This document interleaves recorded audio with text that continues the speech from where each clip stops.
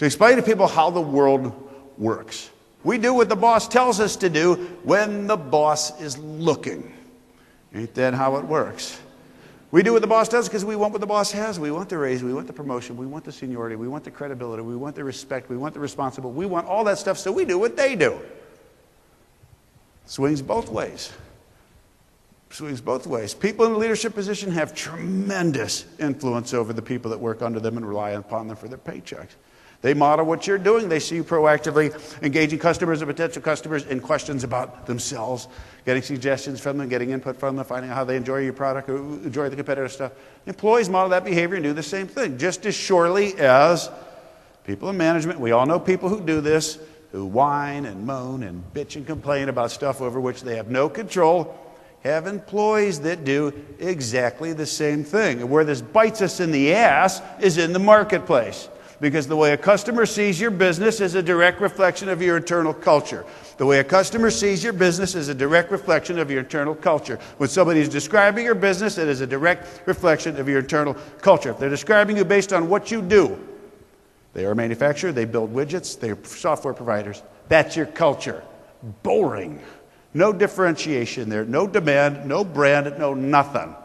What's your culture? What are you doing to engage the people that work with you and for you? At the end of the night, Jim's going to go up to Chris while they're having a refreshing Diet Pepsi somewhere, because that's what we do.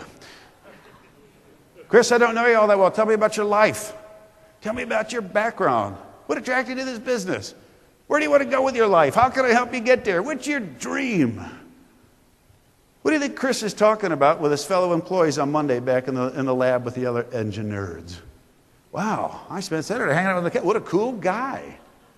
If you have employees that work for you, you are discussed at their dinner table at least 5 nights a week. What are they saying about you? What they say about you is a direct reflection of the effort that you've made or chosen not to on their behalf to help them to feel better about themselves and engaged as a human being. Wanted, liked, needed, necessary, important, awesome, valuable, special, cool, handsome, beautiful, plug in any word that you want. How do the people that work for you describe you? That's who you are. That's your brand. We found out every time we had people together, and we had no data to measure this, the needle always moved. We learned a lot. Dealers in any time area where you had motorcyclists gathered together, surrounding dealers saw an uptick in sales. What did that tell us? We need to keep doing, we need to keep bringing people together. Totally by accident, we decided we're going to form an affinity club to see what happens, to create forced socialization, to create a social network before such kind of words were used. We said, let's form an owners club and call it the Harley Owners Group. Bring motorcyclists together so that we can ask as many questions as we possibly can and learn as much about our customers as we possibly can, and then go off and ride motorcycles together. Super long story short, first Harley Owners Group event held at the Del Mar Racetrack in California. Attracts 25 people who came for a free hot dog and a patch. And it was the hot dog that they wanted. If you fast forward to today, there's like 1,400,000 dues-paying members. Harley Owners Group, largest, most influential motorcycle organization on the planet. Of the 1,300 Harley dealers in the world, 650 in the United States, the other 650 not. Virtually every dealership sponsors a local chapter of the Harley Owners Group, a local social club that meets a minimum of once a month on the grounds of the sponsoring dealer. Parties, events, rides, activities, all kind of stuff being planned under the Harley Owners Group umbrella, under the larger umbrella of Harley-Davidson Motor Company. As a result of setting up this club, we begin to notice immediate rub-off, very obvious and predictable. People are coming into stores more frequently than they did in the past because there's going to be a party once a month. Right? So they're spending more money, impulse buys, things they hadn't planned on doing. If that was all that was happening, it'd be a pretty solid little program. But something much, much larger is at play here as we're about to discover. Look at these faces. You recognize any of these people? Anybody here from St. Louis recognize any of these guys? Of course, the guy with the tape on his glasses, his name's Bob. Bob's a welder. To his right, she's a phlebotomist, the person who sucks the fluid out of you at the hospital. Center, he's a CPA, CPA's wife, construction company owner, his wife who works retail on the other end. All invisible people. All invisible people. Bob the welder works in a welding booth. Who's been in a welding booth? You know what it's like. It's hot, it's dark, very badly, it's tough, sparks are flying. Bob's boss isn't coming up to boss an employee there for 25 years and saying, my God, Bob, our customers can't stop raving about how great your welds are, what a great job you do, how committed to excellence and satisfaction you are. Right? That kind of stuff isn't happening. Tell me about your kids, Bob. Tell me about your life. Where do you want to go? This stuff isn't happening. All right, Bob gets his paycheck every 2 weeks. But on a Saturday morning, he rides down to the Harley dealership because there's a group ride plan that day.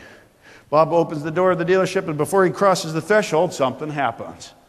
He hears people call out to him by name. Hey, yo, there's Bob. Hey, Bob.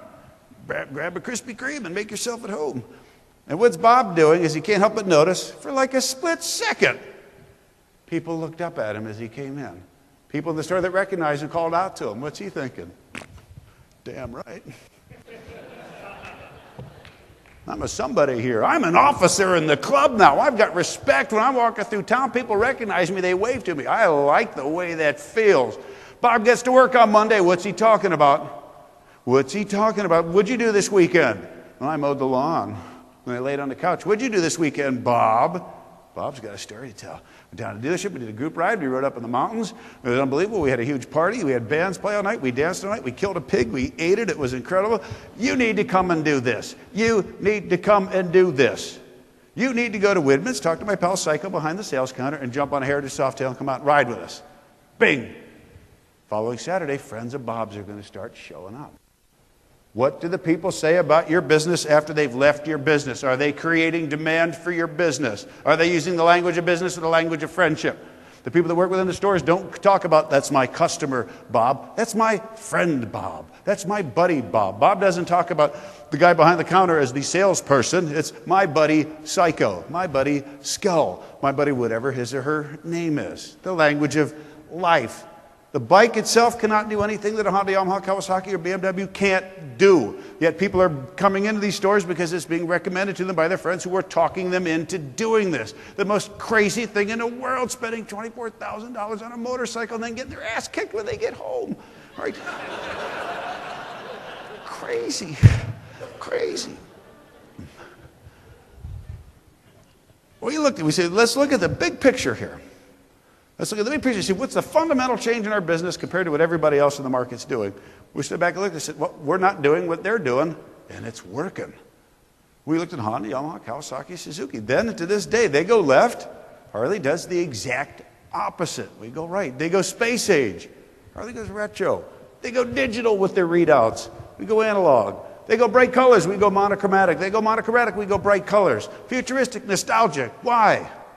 Clearly, noticeably, meaningfully, memorably different. Every human being in the world is attracted to things that are different.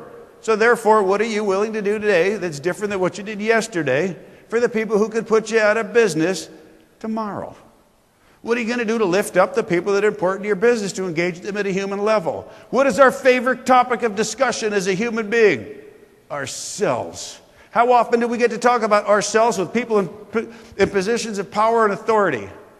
The average worker in North America talks to his or her boss about themselves, their dreams, their aspirations, their goals once a year in a performance review in an atmosphere of fear and anxiety. What's wrong with asking people to talk about themselves? What does a good reporter do? A good reporter asks one question and then shuts up. Tell me about yourself, tell me about your back, and the person starts talking. We love talking about ourselves because nobody ever lets us do that. We're talking about ourselves and then I've run out of things to talk about. The reporter doesn't ask another question. They just sit there and stare. And how do we fill in the empty void of that stare? We start talking again. We'll talk about ourselves all day if somebody lets us. If somebody lets us talk about ourselves, that's somebody that we like. You know what? The person that you sell to, they know what you're selling. They know what you're selling. They know how many man hours, how many human hours have been dumped into that beautiful proposal that you're putting in front of them.